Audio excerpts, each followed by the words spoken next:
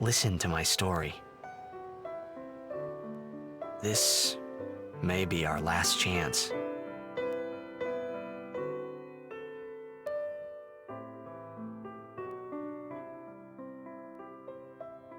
Final Fantasy X, released in 2001 for the PlayStation 2, has become one of the most memorable games out of all 95 games in the Final Fantasy series.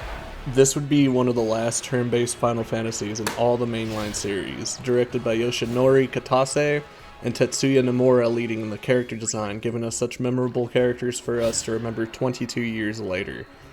There's a lot that we can discuss about the game. However, I want to leave a lot of the story off of the video, as I would love it if anyone picked up the game to play it for themselves, be it through the original PS2 version that we got in the US, or the Final Fantasy X 10-2 remaster, which has much more of the original content we didn't originally get in the US publication. You play as Tidus, a professional blitzball player who plays for the Xanarkand Abes. In the middle of the match, huge waves start smashing over Xanarkand. Monsters start coming out of the water, and eventually you are sucked into the ocean.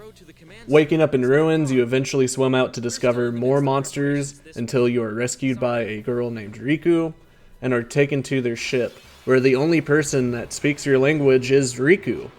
Eventually, after helping out the ship, those same waves show up and wash you away to the island of Besaid. Meeting Waka, you are soon led to the village where everyone on this island lives. Eventually, you make your way to a temple where a summoner named Yuna is taking on a trial.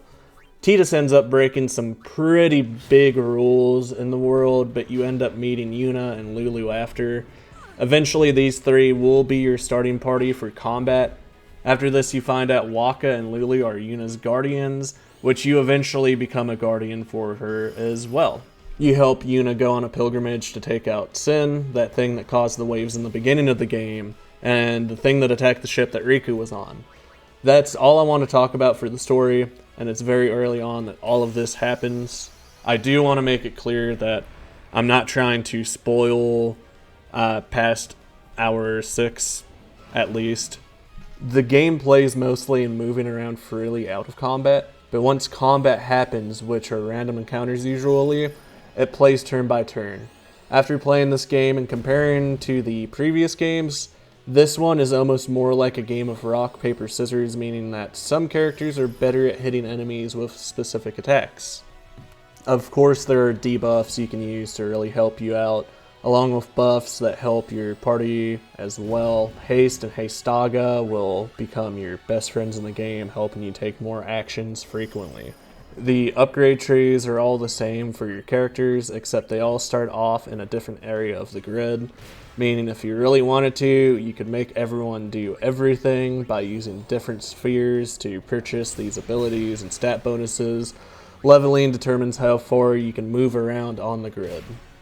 You will get access to a total of 7 main characters. Bosses have specific mechanics that can help you clear them. Either look up a guide or have fun with learning them organically. You also, of course, have the return of weapons and equipment that have perks on them, so be on the lookout for each perk and how you can utilize it in your party setup. The story is probably the biggest part of these older Final Fantasy games. Honestly, for me, the story is great. If you like twists and turns, it's going to be a fantastic time if you're looking for a game that has a very strong narrative. There are some points that I want to talk about, mainly due to how some of the fan base of Final Fantasy, I'm sure somewhere you've heard this laugh.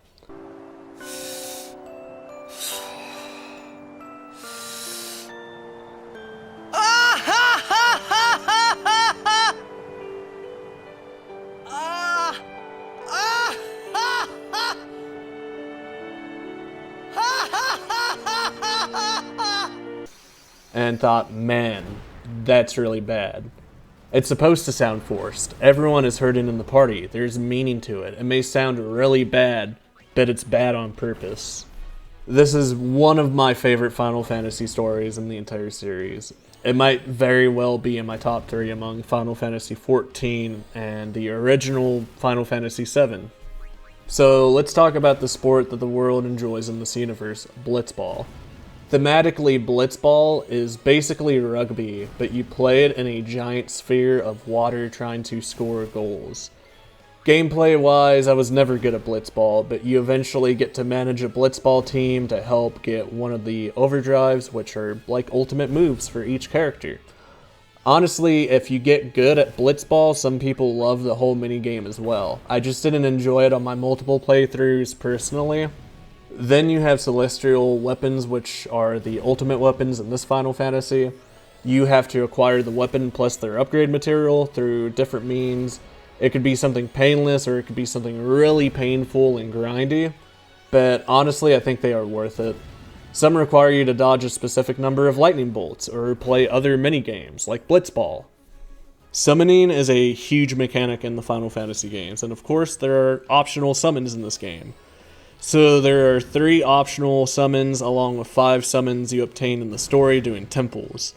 You'll find you have to do some requirements for the summons, and if you want to 100% the game, it's always best to get the requirements early on, especially for a specific summon that will force you to backtrack and fight the dark version of your summons. Honestly, I love the cinematic cutscenes in Final Fantasy X. They always made me excited to see something that was more important than normal in-engine cutscenes personally. I absolutely just love all the cinematics in this game.